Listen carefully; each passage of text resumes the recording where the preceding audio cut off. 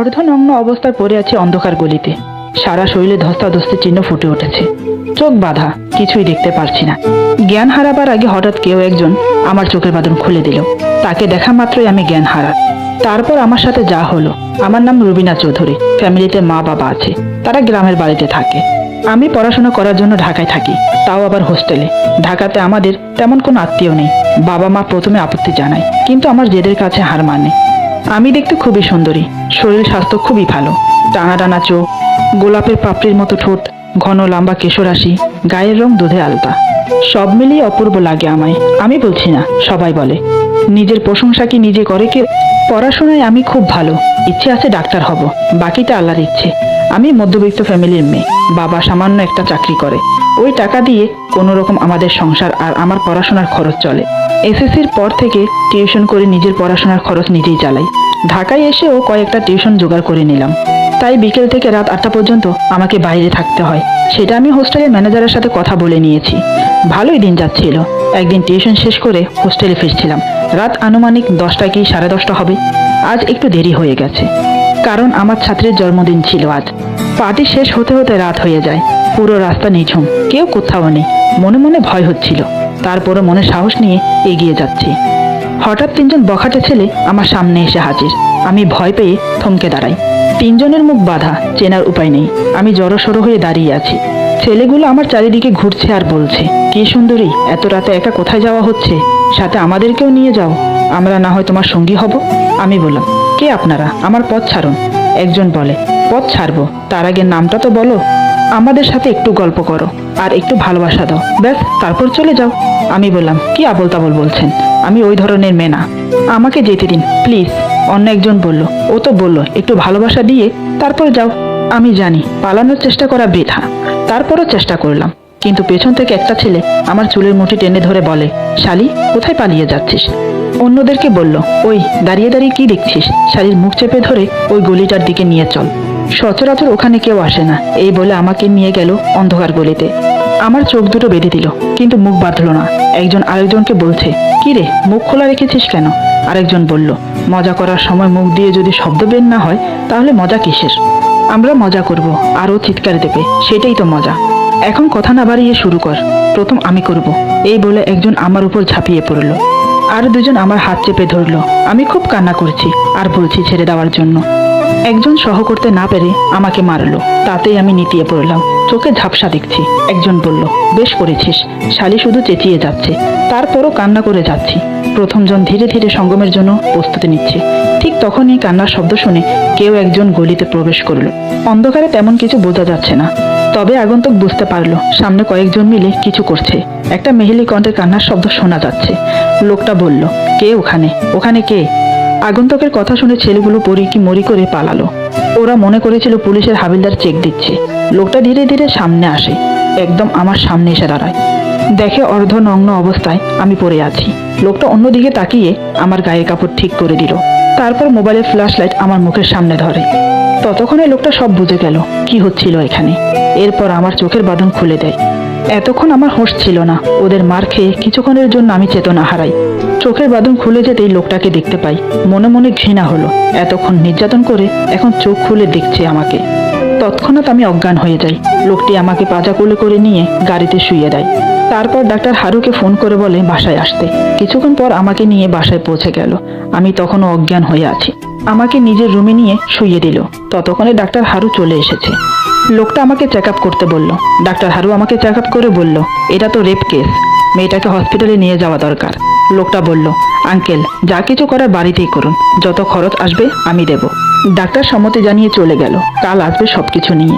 লোকটার নাম আসিফ চৌধুরী, একজন বিজনেসম্যান, সুদর্শন যুবক। বয়স আনুমানিক 27-28 হবে। চেহারায় আভিজাত্যের ছাপ, চোখে পাওয়ারি চশমা পরে, গায়ের রং ফর্সা। ডাক্তার চলে যাওয়ার পর কয়েক মিনিট আমার দিকে তাকিয়েছিল। পরের দিন ডাক্তার এলো আমাকে চেক আপ করতে। একজন ধর্ষিতার যেমন চেক আপ হয় ঠিক তেমনি আমাকেও চেক আপ করে। তারপর আসিফকে বলে, কোনো চিন্তার কারণ নেই, মেয়েটাকে ওরা ধর্ষণ করতে পারেনি, হয়তো ভাগ্যক্রমে তুমি পৌঁছে গেছো সময় মতো। শুধু ধস্তাধস্তির চিহ্ন শরীরে ফুটে উঠেছে, আর কিছু না। ডাক্তারের কথা শুনে আসিফ হাঁপ ছেড়ে বাঁচল। ডাক্তারকে বিদায় জানিয়ে বৃদ্ধ আব্দুল চাচাকে চা দিতে বলল। অনেক বড় বাড়ি। আসিফের মা বাবা অনেক আগে মারা গেছে। বাড়িতে আসিফ সাথে 4-5 জন ঝি, চাকর, মালি আর ড্রাইভার আছে। আসিফ এখনো বিয়ে করেনি, বিজনেস নিয়ে সারাক্ষণ বিজি থাকে। 2 দিন পর আমার জ্ঞান ফিরল। চোখ খুলতেই পরিপাটি করে সাজানো বড় একটা রুমে নিজেকে আবিষ্কার করি। বুঝতে পারলাম না কোথায় আছি। দেখি একটা মেয়ে বসে আছে, যত সম্ভব নার্স হবে, কারণ পরনে নার্সের পোশাক। আমার জ্ঞান ফিরতেই নার্স এগিয়ে এসে বলে, এখন কেমন ফিল করছেন? আমি তার কথার উত্তর না দিয়ে বললাম, আমি কোথায়? এটা কোন জায়গা? নার্স মৃদু হেসে বলল, আপনি এখন আসিফ চৌধুরীর বাড়িতে আছেন, আপনার এখানে কোনো ভয় নেই। এই বলে মেয়েটা আসিফকে ডাকতে চলে গেল। নার্স চলে যাওয়ার পর ওই দিন রাতের কথা আমার মনে পড়ে গেল, আর লোকটার চেহারাও মনে মনে ঘৃণা জন্মালো। নার্সের মুখে আমার জ্ঞান ফিরেছে শুনে তিনি এলেন। এসে দেখে আমি কান্না করছি। নার্সকে ইশারা করে বলল বাইরে যেতে। তারপর আমার কাছে এসে প্রশ্ন করলো, কেমন ফিল করছেন আপনি? আপনি কান্না করছেন কেন? বাড়ি কোথায় আপনার? আমার তখন লোকটার প্রতি রাগ ঘৃণা দুটোই হচ্ছে। একে তো আমার সর্বনাশ করেছে, তার উপর আমার সেবা করছে। আমি কিছু বলছি না দেখে আবার বলল, প্লিজ আপনি এভাবে কান্না করবেন না, আপনার এখানে ভয় নেই, এখানে আপনি পুরো সেফ আছেন। এবার আমি আর চুপ থাকতে পারলাম না। চোখ লাল করে ওর দিকে তাকিয়ে বললাম, কি দোষ করেছিলাম আমি আপনার? কেন আপনি আমার এত বড় সর্বনাশ করলেন? বন্ধুদের সাথে মিলে আমার সর্বনাশ করে আবার আমাকে সুস্থ করছেন? কি ভেবেছেন এতে আপনার পাপ কম হয়ে যাবে? আমি আপনাকে কোনোদিনও ক্ষমা করব না। আমি আপনার নামে কমপ্লেন করব পুলিশের কাছে। আমার মুখে একথা শুনে আসিফ রীতিমতো অবাক। সে বুঝতে পারছে না কি বলবে আমাকে। আমি তখন এটা সেটা বলে চেঁচিয়ে যাচ্ছি। আসিফ বলল, দেখুন আপনি কোথাও ভুল করছেন, আমাকে ভুল ভাবছেন। কয়েকটা ছেলে আপনার সাথে বেয়াদবি করছিল, তাদের হাত থেকে আমি আপনাকে বাঁচিয়ে আমার বাড়িতে নিয়ে আসি। বিশ্বাস করুন আমাকে। আমি বললাম, কি বিশ্বাস করব? চোখ খুলে আপনাকেই রেখেছি, আপনি আমার সর্বনাশ করেছেন। আমি এখন এখান থেকে চলে যাব, পুলিশের কাছে গিয়ে কমপ্লেন করব। এই বলে উঠতে যাব, ঠিক তখনই আসিফ আমাকে ধরে ফেলে। তারপর আমার মুখের সামনে মুখ এনে বলে, সে কখন থেকে একটার পর একটা অপবাদ দিয়ে যাচ্ছ, শুনে যাচ্ছি, কিছু বলছি না। তোমার সর্বনাশ যদি আমি করতাম তাহলে রাস্তায় ফেলে আসতাম, বাসায় নিয়ে এসে সেবা যত্ন করে তোমাকে সুস্থ করতাম না। মুরব্বীরা ঠিকই বলে, যার জন্য করি চুরি সেই বলে চোর। আরো বলে, উপকারের নাকি মা বাপ নেই। এখন তো তা হাতে না হাতে ফল পাচ্ছি। আর কি বললে, আমার নামে পুলিশে কমপ্লেন করবে? কোনো প্রমাণ আছে তোমার কাছে আমি তোমাকে ধর্ষণ করেছি? কোনো মেডিকেল রিপোর্ট? কিচ্ছু নেই। তোমার তো ধর্ষণ হয়নি, তার আগেই আমি গিয়ে পৌঁছাই। তারপর আমাকে ছেড়ে দিয়ে জানালার কাছে দাঁড়িয়ে বলে, যে যে আপদ মাথায় নিয়ে এসেছি রাস্তায় ফেলে আসা উচিত ছিল। মানুষ রূপের জানোয়ারেরা ছিঁড়ে ছিঁড়ে খেত, সেটাই ভালো হতো। তারপর আমার দিকে ফিরে বলল, এই রুম থেকে এক পাও বের হবে না। আজ থেকে এই রুমে তুমি বন্দি থাকবে, যতদিন না আমার উপর থেকে তোমার ভুল ভাঙছে। এই বলে দরজা লাগিয়ে চলে গেল। আমি পিছু পিছু ছুটে এসে দরজা কয়েকবার আঘাত করলাম। বাহির থেকে লক করে দিয়েছে আসিফ। আমি দরজার সামনে কান্না করতে থাকি। বাড়ির সবাইকে বলে দিল আমার দরজা যেন না খোলা হয়। এইদিকে আমার কান্নার শব্দ সবাই শুনেও কেউ এগিয়ে আসছে না দরজা খুলে দিতে। আমাকে ওভাবে রেখে আসিফ অফিসে চলে যায়। লাঞ্চ সময় বাড়িতে এসে প্রথমে আমার রুমে আসে। দরজা খুলতেই দেখে আমি ফ্লোরে শুয়ে আছি। কখন যে কান্না করতে করতে ঘুমিয়ে পড়েছি জানি না। দরজা খোলার শব্দে উঠে পড়লাম। আসিফ একটা চেয়ার টেনে আমার মুখোমুখি বসে বলে, সরি, আমাকে ক্ষমা করো। জানি আমার উচিত হয়নি দরজা লক করে যাওয়া, কিন্তু এটা ছাড়া কোনো উপায় ছিল না। বাইরে আমার একটা মান সম্মান আছে, সবাই আমাকে এক নামে চেনে, বিখ্যাত বিজনেসম্যান আসিফ চৌধুরী। তিলে তিলে গড়া সম্মান এক নিমেষেই তুমি শেষ করে দিতে চাইছো, অথচ আমি কিছুই করিনি, বরঞ্চ তোমার সম্মান বাঁচিয়েছি। আমি বললাম, শাক দিয়ে মাছ ঢাকা যায় না মিস্টার আসিফ চৌধুরী। আপনি আমার সর্বনাশ করেছেন, এটাই সত্য। একটা মেয়ের সম্মান চলে গেলে সেটা আর ফিরে আসে না। এই সমাজ তাকে কলঙ্কি বলে। একটা ধর্ষিতা মেয়ের সমাজে কোনো স্থান নেই। আমার মা বাবা যদি জানতে পারে তাহলে হয়তো মরেই যাবে। আসিফ বলল, কে বলেছে তুমি ধর্ষিতা? ওরা তোমার কোনো ক্ষতি করতে পারেনি। তার আগেই আমাকে দেখে ওরা পালিয়ে যায়। আমি বললাম, কেন? আপনি কি পুলিশের লোক? না, ওদের বস। কোনটা? আসিফ বলল, আমি কোনো কিছুই না, আমি সাধারণ একটা মানুষ। আমি আর যাই করি কিন্তু মেয়েদের সম্মান করি। আচ্ছা, তুমি বলছো আমি তোমাকে ধর্ষণ করেছি, একটিবার তোমার বিবেককে প্রশ্ন করে দেখো, আমি এমনটা করতে পারি? যদিও করতাম তাহলে তোমাকে রাস্তায় ফেলে আসতাম, আমার বাড়িতে এনে তোমাকে সুস্থ করতাম না। আমি বললাম, একে তো আমার সর্বনাশ করেছেন, এখন বাড়িতে আশ্রয় দিয়ে আবার বাড়ির খোঁটা দিচ্ছেন। ঠিক আছে, আমি এখন চলে যাচ্ছি। এই বলে উঠে দরজার দিকে পা বাড়ালাম। অমনি আসিফ আমার হাত ধরে বলে, কোথায় যাবে? আমি বললাম, জাহান্নামে যাব। ছাড়ুন আমাকে, এই জীবন রাখতে চাই না আমি। আসিফ বলে, মরলে কি সব সমাধান হয়ে যাবে? তুমি ধর্ষিতা না, এখনো নিষ্পাপ আছো। আমি বললাম, আমি অপবিত্র হয়ে গেছি। আপনারা আমাকে স্পর্শ করেছেন। আমার কথা শেষ হওয়ার আগেই আসিফ আমাকে বুকের সাথে চেপে ধরে বলে, সেই কখন থেকে তোমার বকবক শুনে যাচ্ছি, এক কথা কি তোমার কানে যায় না? আমি তোমাকে কিছু করিনি। আমাকে দেখলে কি ওইরকম ছেলে মনে হয়? আমার চোখের দিকে তাকিয়ে বলো। এই বলে আমার মুখের সামনে ঝুঁকে থাকে। এখন আমরা দুজন মুখোমুখি, দূরত্ব শুধু 2-3 ইঞ্চি। একে অপরের চোখে তাকিয়ে আছি। কারোর পলক পড়ছে না, আমার চোখ থেকে জল গড়িয়ে পড়ছে। আসিফ সেটা দেখে আমাকে ছেড়ে দিয়ে বলে, সরি, দুপুর হয়ে গেছে, ফ্রেশ হয়ে নিচে আসো, খাবে। আমি চোখের পানি মুছে বললাম, আমার খিদে নেই। আসিফ বলল, না খেয়ে থাকলে শরীর খারাপ করবে। আমি বললাম, করুক, তাতে আপনার কি? আসিফ বলল, আমার কিছু না, তবে তুমি এখন আমার দায়িত্বে আছো, তোমার ভালো মন্দ দেখাটা আমার উচিত। আমি বললাম, আমার নিজের খেয়াল আমি নিজে রাখতে পারি। আসিফ বলল, ঠিক আছে, তুমি না খেলে আমিও খাবো না। অফিস থেকে ছুটে এসেছিলাম একসাথে খাবো বলে। তুমি যখন চাইছো না, বেশ, আমি অফিসে চলে যাচ্ছি। এই বলে দরজা বাহিরে থেকে লক করে চলে গেল। আমি মেঝেতে বসে কাঁদতে থাকি। রাতে অফিস থেকে ফিরে আমার রুমের দরজা খুলে দেখে আমি জানলার পাশে বসে আছি। দরজার কাছে দাঁড়িয়ে বলে, ভেতরে আসবো? আমি সেদিকে না তাকিয়ে বললাম, আপনার বাড়ি, আপনার ঘর, আমার কাছে কেন অনুমতি চাইছেন? আসিফ প্রবেশ করে বলে, সব সময় এত জেদ ধরে থাকো কেন? কিছু জিজ্ঞেস করলে একটু সোজাভাবে উত্তর দিতে পার, কিন্তু না, সব সময় উল্টা। এটা কি তোমার অভ্যাস, নাকি শুধু আমার সাথে এমন করছো? আমি বললাম, জানি না। আসিফ বলল, রাত অনেক হয়েছে, খাবে চলো। আমি কিন্তু দুপুরে খাইনি, বড্ড খিদে পেয়েছে। আমি বললাম, কেন? আমার জন্য আপনি কেন না খেয়ে আছেন? আসিফ বলে, কি করব, আমি দোষ না করেও তোমার কাছে দোষী। চেষ্টা করছি নিজেকে নির্দোষ প্রমাণ করতে। যতক্ষণ না পারছি, তোমার কাছে আমার অনুরোধ, তুমি যাবে না, প্লিজ। এই বলে আমার সামনে হাত জোর করে দাঁড়িয়ে আছে। আমি বললাম, দোষ করে আজ পর্যন্ত কেউ বলেছে আমি দোষ করেছি? আচ্ছা, যদি প্রমাণ করতে না পারেন তখন কি হবে?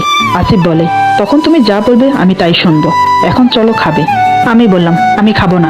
আসিফ বলে, শুধু শুধু আমার ধৈর্যের পরীক্ষা নিও না। তোমার সাথে ভালো ব্যবহার করছি বলে ভেবো না আমার রাগ হয় না। আমি বললাম, কি করবেন আপনি? মারবেন আমাকে? মারুন দেখি। আপনাদের মতো খারাপ ছেলেদের জন্য আজ সমাজে মেয়েরা মাথা তুলে দাঁড়াতে পারে না। রাতে আপনাদের জন্য বের হতে পারে না। মেয়ে দেখলে আপনাদের রূপ দৃষ্টি তাদের উপর পড়ে। তাদের ইজ্জত হারাতে হয় আপনাদের মতো ছেলেদের হাতে। আরো অনেক কিছু বললাম আসিফকে। এতক্ষণ আসিফ শুনে যাচ্ছিল, এবার আর পারছে না। চেঁচিয়ে বলল, চুপ করো, অনেকক্ষণ ধরে শুনে যাচ্ছি। তোমার মনে হয় মাথা খারাপ হয়ে গেছে। একবার বলেছি আমার ধৈর্যের পরীক্ষা নিও না, কিন্তু তুমি শুনতে রাজি না। দোষ না করেও আমি দোষী। ঠিক আছে, মানলাম আমি দোষী। তাহলে তোমাকে সম্মানের সাথে রেখে লাভ কি? আজ না হয় আবার হয়ে যাক সেদিনের মতো। এই বলে আসিফ ধীরে ধীরে আমার দিকে এগোতে থাকে। আমি পিছু হাঁটতে হাঁটতে বললাম, খবরদার, সামনে এগোবেন না, বলে দিচ্ছি। আসিফ বলল, আজ বাধা দিলেও শুনবো না। বিনা দোষে দোষী হব কেন? দোষ করেই না হয় দোষী হই।